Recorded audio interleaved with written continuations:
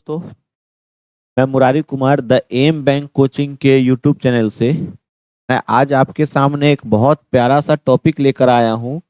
Chapter जो हमारे पास होने वाला है वह होने वाला है नंबर सिस्टम। और आज हम नंबर सिस्टम में सीखेंगे इकाई अंक के बारे में, यानी किसी भी संख्या के बारे में कि उसका इकाई अंक कैसे फाइंड आउट करते हैं। और बड़ा बेसिक सा प्यारा सा यह टॉपिक है, बहुत प्यारा सा चैप्टर है और इस पर आज हम काम करने वाले हैं। आगामी रेलवे एसएससी के सभी फॉर्मेट्स, एमटीएस हो, जीडी हो, सीएचएसएल हो, सीजीएल हो, सीपीओ हो, सभी फॉर्मेट के लिए इंपॉर्टेंट टॉपिक है। और आज जो हम सीखने वाले हैं वह सीखने वाले हैं इकाई अंक के बारे में, यूनिट डिजिट के बारे में। यूनिट डिजिट के बारे में या यूनिट प्लेस पर जो डिजिट मौजूद है उसके बारे में आज हम सीखने वाले हैं। ध्यान रखिएगा क्या क्या हम इसमें सीखने वाले हैं। अगर हम आपसे बात करें दोस्त मेरे, ध्यान रखिएगा कि यूनिट डिजिट के फॉर्मेट के क्वेश्चन कैसे पूछे जाते हैं।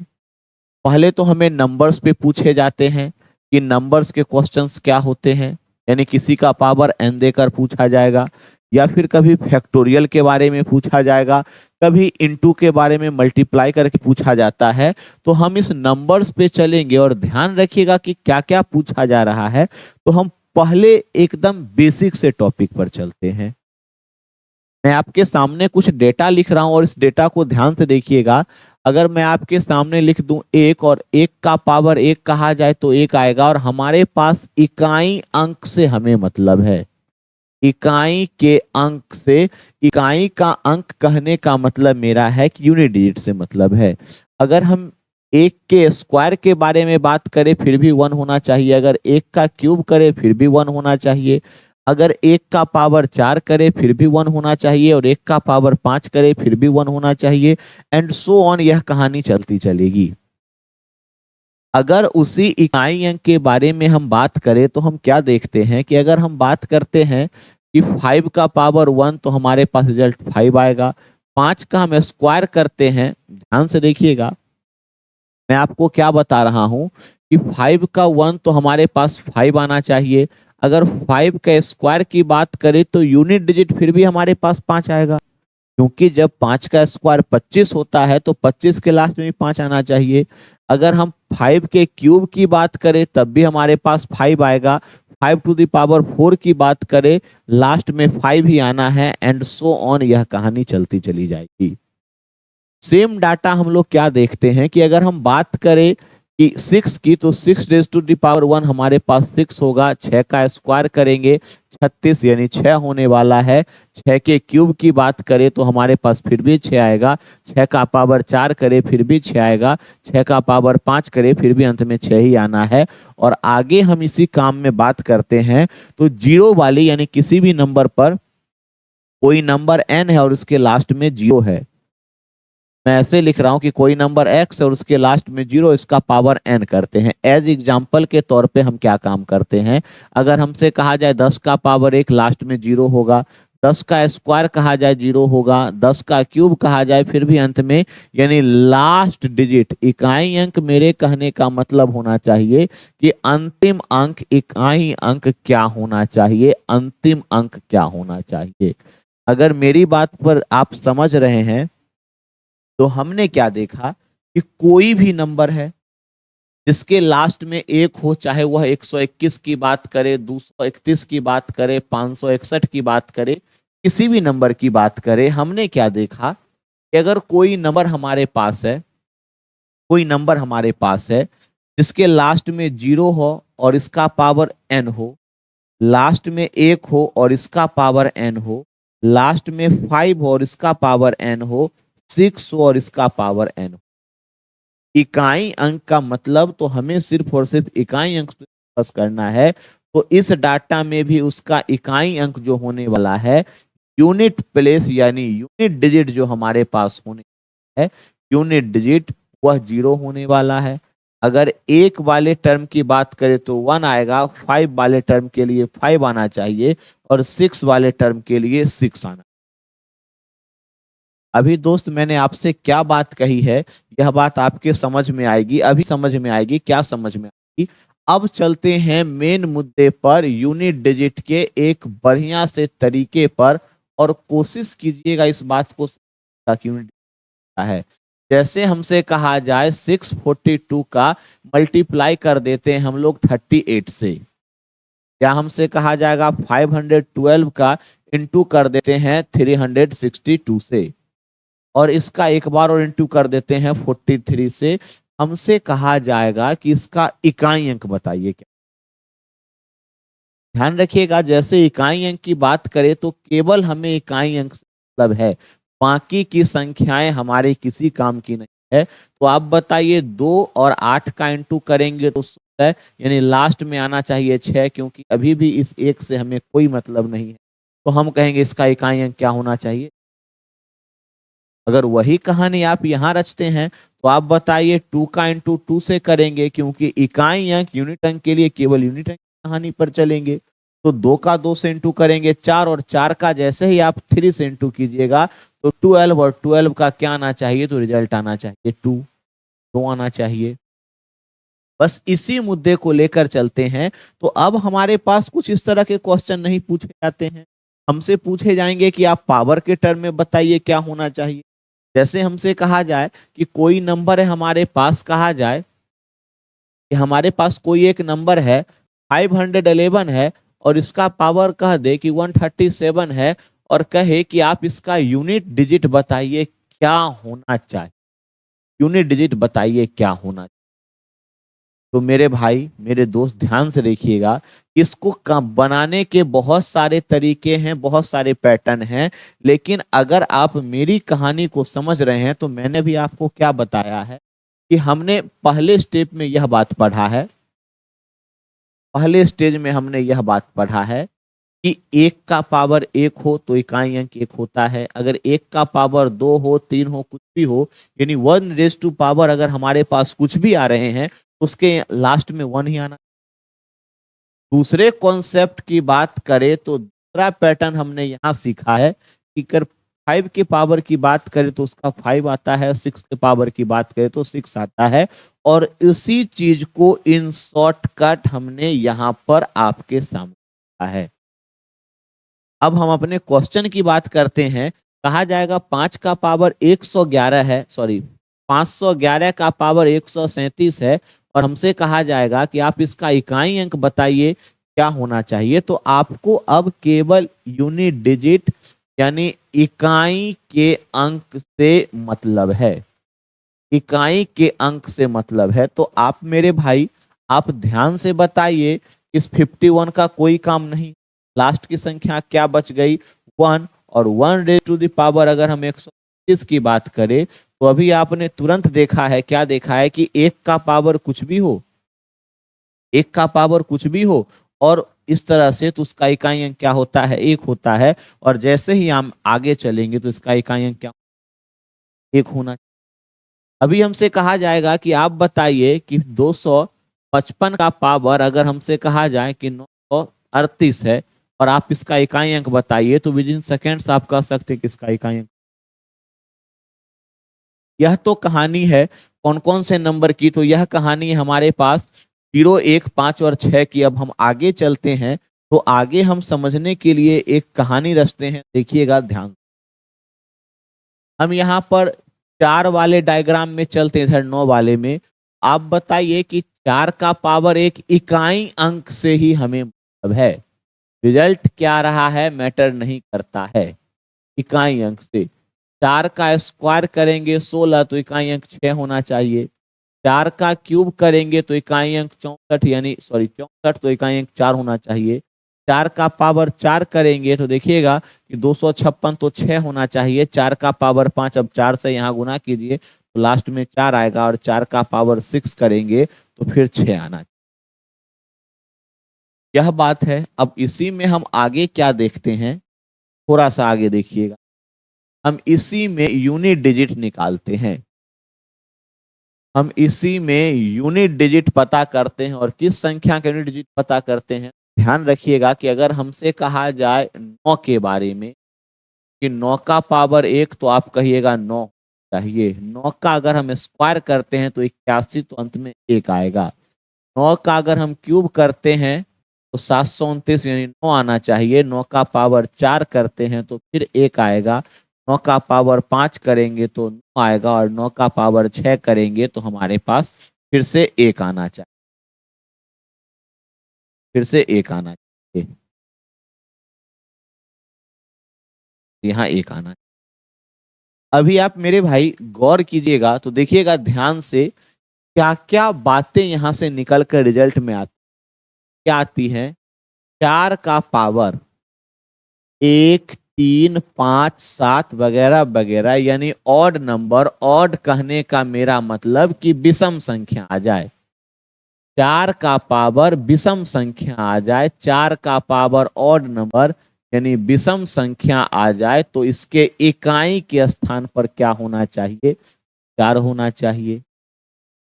उसी तर्ज पर अगर हम चलेंगे कि 4 का पावर अगर इवन नंबर आ जाए, कोई एक सम संख्या आ जाए, तो इकाई के स्थान पर क्या होना चाहिए। दोस्त मेरे देख के बताइए, क्या आपको 6 दिख रहा है।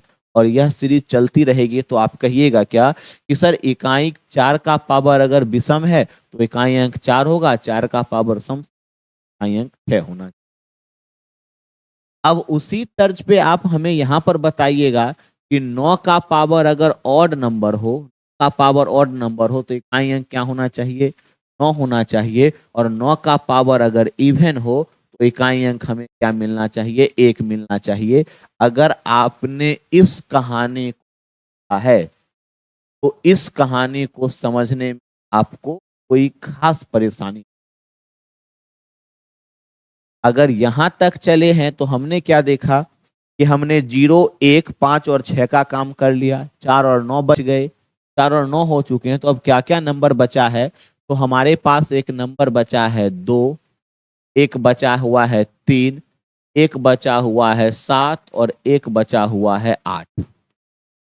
तो हम क्या काम करते हैं कि हम पहले 2 की कहानी पर रचते हैं। तो आप बताइए, 2 का पावर 1 तो आपका कहना होगा 2 होगा।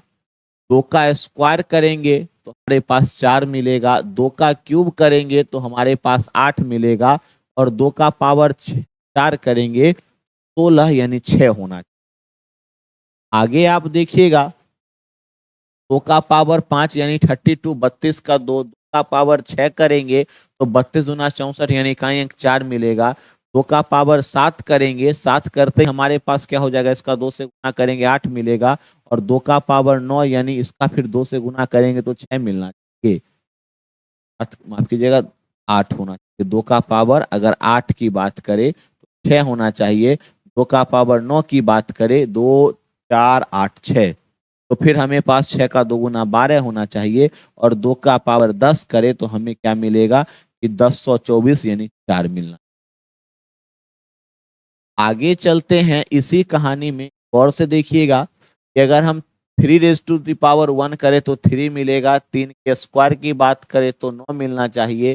3 के क्यूब की बात करें तो हमें 27 यानी हम कह सकते हैं 7 फाइंड आउट होगा। 3 का पावर 4 81 का 1 होना। कहानी आगे देखते हैं तो 3 के पावर 5 की बात करें तो फिर से यहाँ पर 3 मिलेगा। 3 के पावर 6 की बात करें तो 9 मिलेगा। 3 का पावर 7, 3 का पावर 8, 3 का पावर 9 और 3 के पावर 10 की हम बात। अगर फिर से यहाँ पर हम 3 से इंटू करेंगे तो 3 यानी हमारे पास 7 मिलना चाहिए। और 7 का 3 से करेंगे तो 1 होना चाहिए। फिर यहाँ पर 3 होना चाहिए और फिर यहाँ पर हम बात करेंगे तो 9 होना चाहिए। इसी तरह आगे देखिएगा, क्या देखना है कि हम 2, 3 उसके बाद 7 to the power 1 करते हैं तो 7 मिलेगा। 7 का स्क्वायर 49 यानी 9 मिलेगा। 7 का 3 यानी यहाँ पर 7 से इंटू करेंगे तो 3 मिलना चाहिए। और 7 into 4 यानी 1। आगे देखते हैं तो आगे बताइएगा कि 7 का पावर 5 करेंगे तो हमें 7 मिलेगा। अब 7 का पावर 6, 7 का पावर 7, 7 का पावर 8, 7 का पावर 9 और 7 के पावर 10 की बात करते हैं।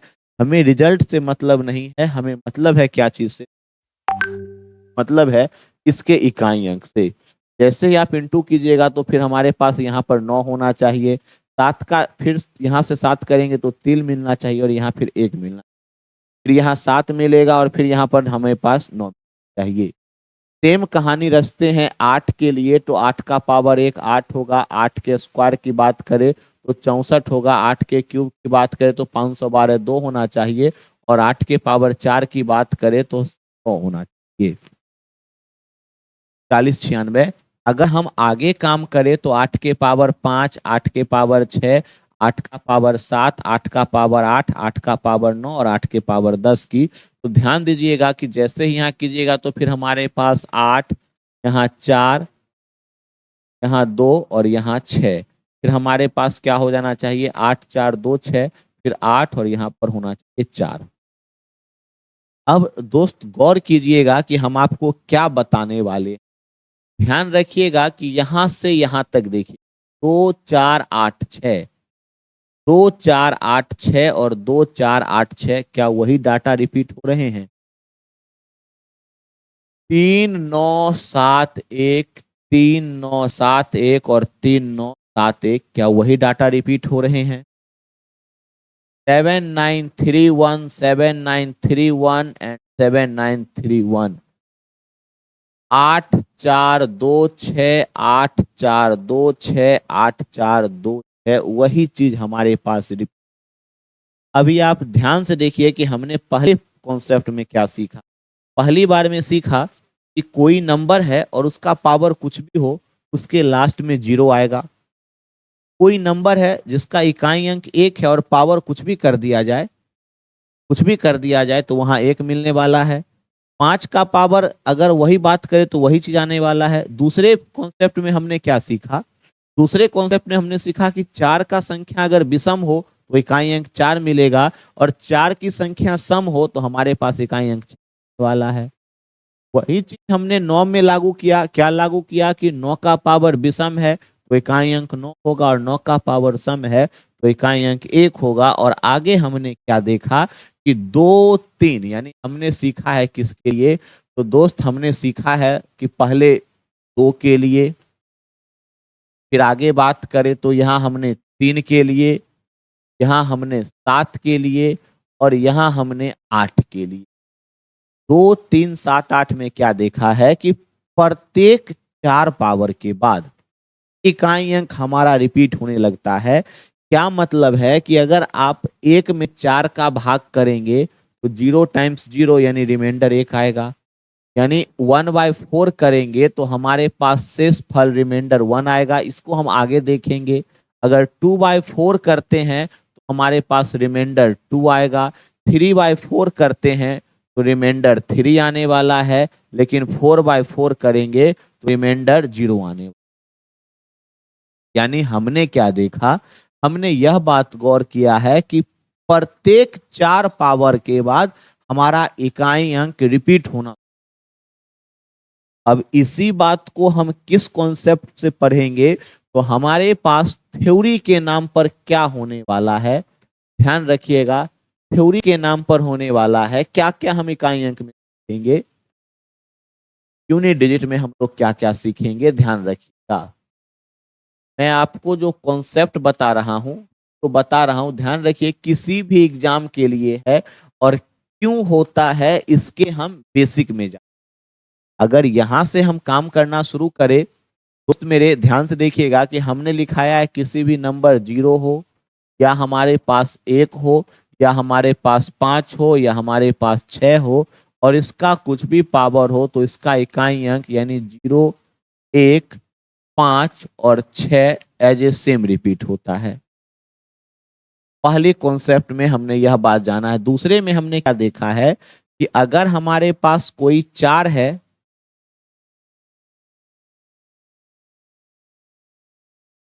4 है और 4 का पावर अगर ऑड कहा जाए, या 4 है और 4 के इवन पावर ऑड यानी विषम के बारे में कहा जाए, तो ध्यान रखिएगा कि इसका इकाई अंक अगर 4 का पावर ऑड है तो 4 होना चाहिए, और 4 का इवन है तो 6 होना चाहिए।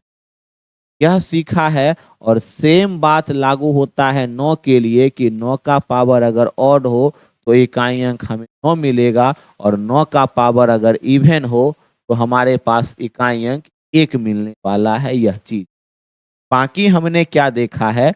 हमने तीसरे कॉन्सेप्ट में जाना है कि 2 3 7 और 8 रहे तो इसके प्रत्येक 4 पावर के बाद इकाई अंक रिपीट होता है। जब नंबर 2, 3, 7 और 8 रहे तो प्रत्येक 4 पावर के बाद इकाई अंक रिपीट होता है। तो इसको सॉल्व करने के क्या क्या तरीके हैं ध्यान रखिएगा कि हम लोग पहले क्या करते हैं कि पावर में 4 का डिवाइड कर देते हैं। 4 का डिवाइड करने के बाद जो हमारे पास रिमाइंडर का मतलब जो भी हमारे पास शेषफल बचता है उसको हम लोग क्या करते हैं, उस संख्या के डिजिट का पावर यानी रिमाइंडर को कर देते हैं और इस तरह से हमारे पास अंक। मैंने अभी आपको क्या कहा है, अगर एक एग्जाम्पल देकर बताया जाए तो आप बखूबी समझ जाइएगा कि हम आपको क्या बता रहे हैं। मेरे कहने का मतलब है कि अगर हमसे कभी भी कहा जाए कि 1238 का पावर है, अगर कुछ इस तरह से कहा जाए कि 3425 और कहा जाए कि इसका इकाई अंक बताइए, क्या तरीका होना चाहिए, क्या प्रोसेस होना चाहिए, ध्यान रखिएगा। प्रोसेस हमारे पास यह होना चाहिए, क्या होना चाहिए गौर फरमाइए। प्रोसेस हमारे पास होना चाहिए कि अगर हमसे कहा जाए तो पहले यहां पर देखना है कि लास्ट में 8 है तो हम लोग पहले पावर में 4 का भाग देते हैं और पूरे पावर में 4 का भाग ना देकर केवल और केवल इस 25 में, क्योंकि जब हम विभाजता के नियम के बारे में जानना चाहेंगे या आगे हम उसको देखेंगे तो पूरी संख्या में 4 से ना भाग देकर केवल देखा जाता है कि अंतिम के 2 अंक 4 से डिवाइड हो रहे हैं या नहीं हो।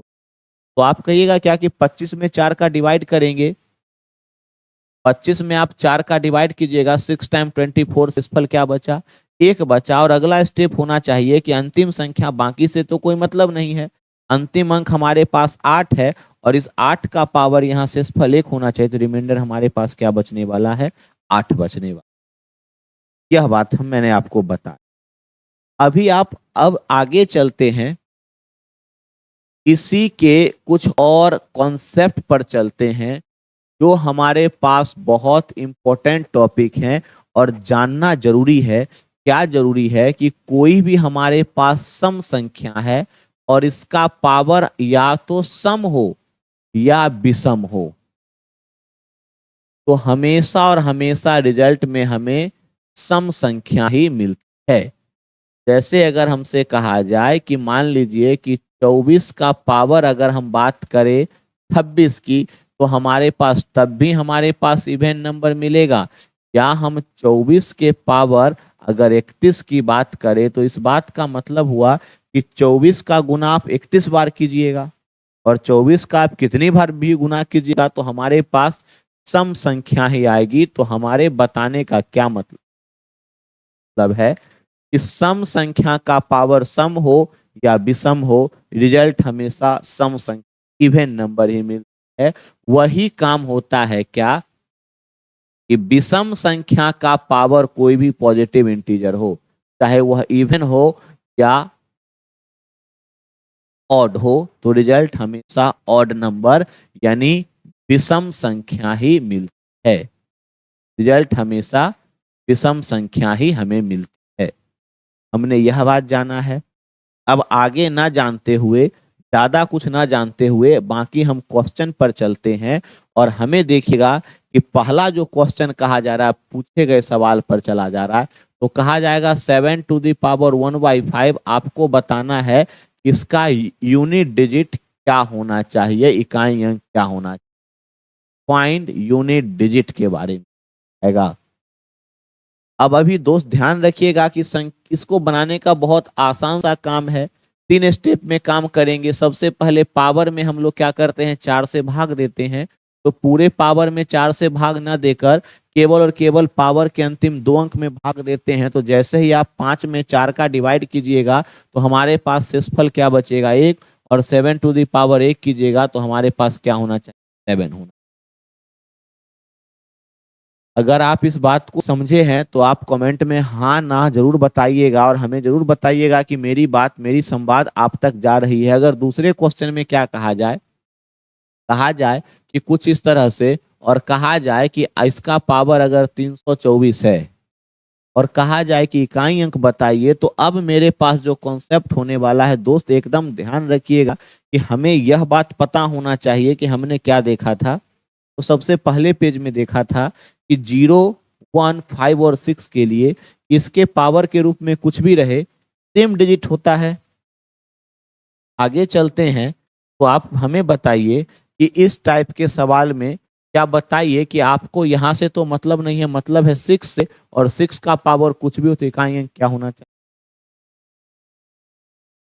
अभी आपसे क्या कहा जाए, क्या कहा जाए, हम तीसरे क्वेश्चन पर चलते हैं और आपके कमेंट में इसका आंसर आना चाहिए कि क्या आंसर आता है। जैसे हमसे कहा जाए कि मान लीजिए कि 328 का पावर कहा जाए कि 512 है, और अब बताना है कि इसका इकाई अंक क्या होगा। 328 का पावर 512 इकाई अंक क्या होगा। अभी आपका कहना होगा, क्वेश्चन राइज होगा कि सर 12 में तो 4 का पूरा पूरा भाग चला जाता है। जब 4 का पूरा पूरा भाग चला जाता है, इसका क्या मतलब है कि यह 4 के मल्टीपल में है, और 4 के मल्टीपल में जैसे ही होगा तो इसका मतलब यह 4 से डिवाइड होगा, तो आप 8 का पावर 0 नहीं रख दीजिएगा। किन्हीं बहादुर के मन में यह जवाब आएगा कि सर अंतिम 2 अंक यानी 12 में 4 का भाग करेंगे, 3 बार में 12 चला जाएगा, शेषफल 0 बचेगा, और 8 का पावर 0 रख के हम इकाई अंक 1 लाएंगे और हमारा यह आंसर हो जाएगा। तो मेरे भाई, अगर हमारी बस चले तो हम आपको भारत रत्न दे देंगे, अगर आपने इसका आंसर 1 निकाला, बड़े से बड़ा सम्मान कर देंगे। हमसे इकाई अंक के बारे में कहा जा रहा है, तो इस बात का मतलब क्या है कि जब कभी भी 4 से पूरा पूरा भाग चला जाए तो 8⁴ कर देते हैं, अंतिम को हटा देते हैं, इस 8 के लिए 8 लिखते हैं, और 12 का चला जा रहा है तो अब 8 का पावर 4 की बात करते हैं। तो अभी हम आपको बता चुके हैं कि बार बार 8 पर वही संख्या रिपीट होती है। 8 का पावर 1 इकाई अंक 8 मिलेगा, 8 का स्क्वायर करेंगे इकाई अंक 4 मिलेगा, 8 का क्यूब करेंगे इकाई अंक 2 मिलेगा, और 8 का पावर 4 तो इकाई अंक 6। अगर किन्हीं को यह बात रटने में परेशानी है तो आप ऐसे भी कह सकते हैं कि 8 का स्क्वायर और 8 का स्क्वायर कह सकते हैं।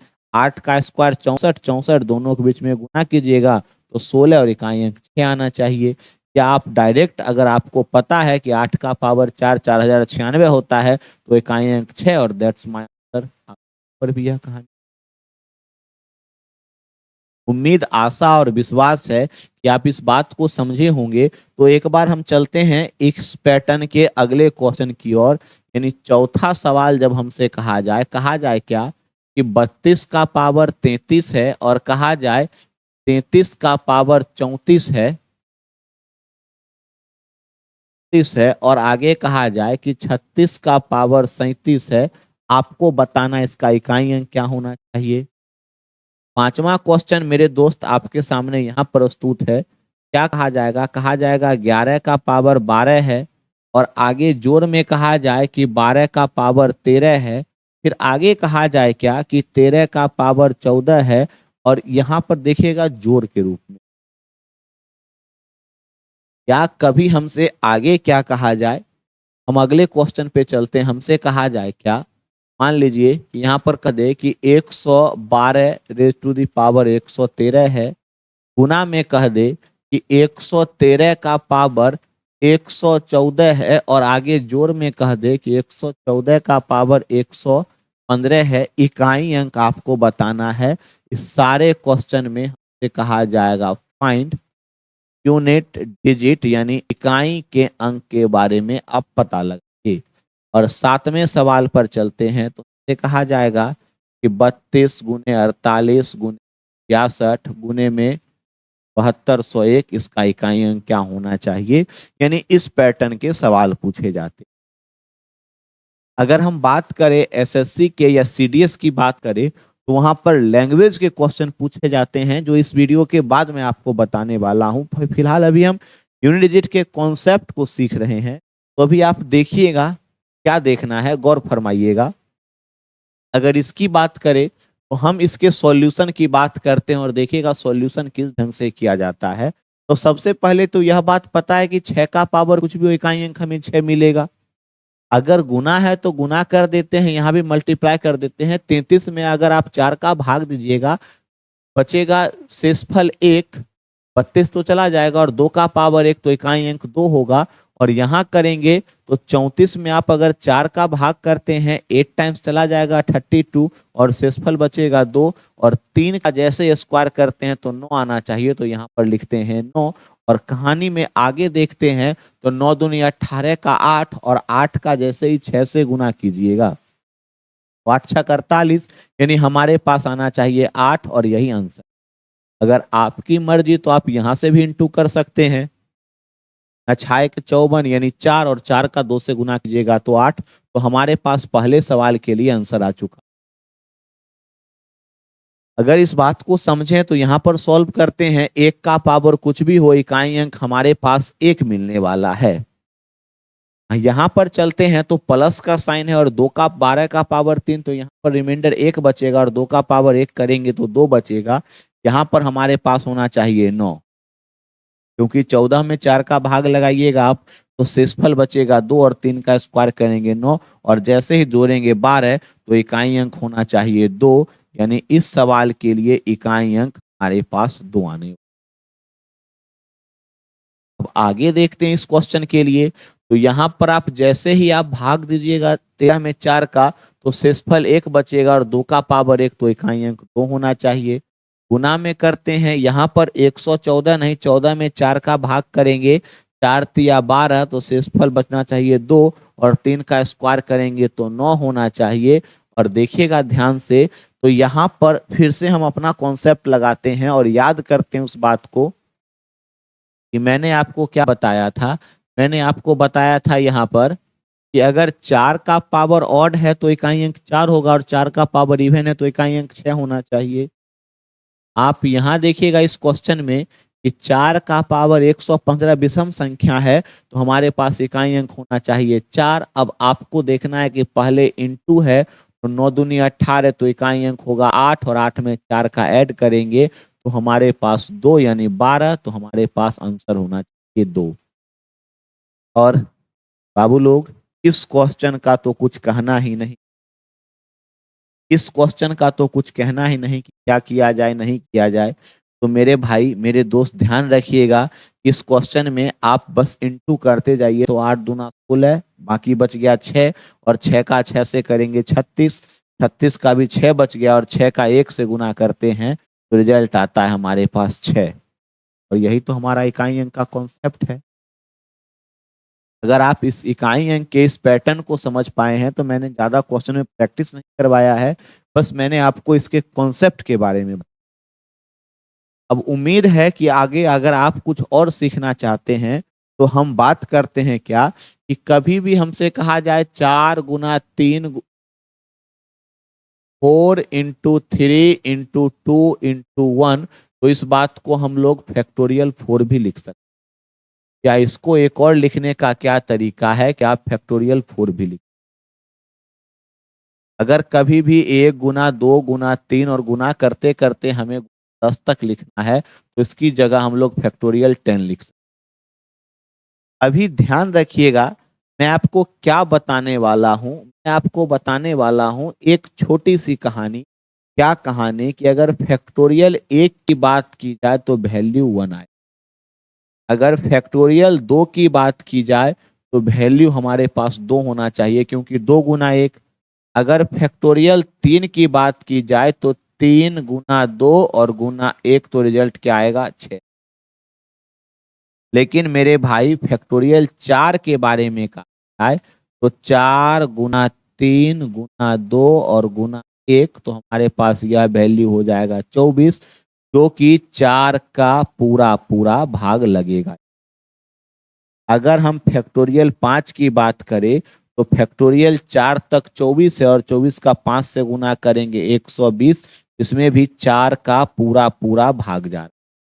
फैक्टोरियल 6 की बात करें तो 720 रिजल्ट आएगा जो 4 से पूरी तरह डिविजिबल है।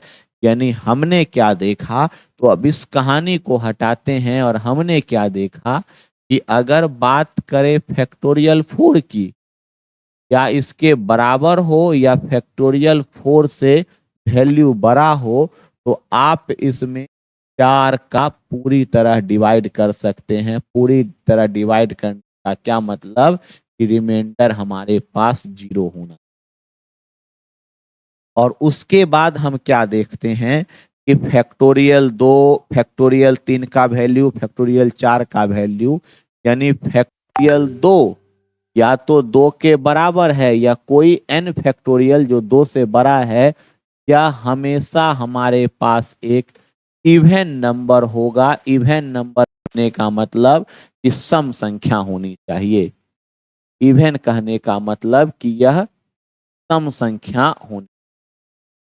लेकिन factorial 2 plus factorial 3 plus factorial 4 and so on, इसको भी जोड़ेंगे तो बहुत सारी सम संख्याओं को जोड़ने के बाद भी सम संख्या मिलती है।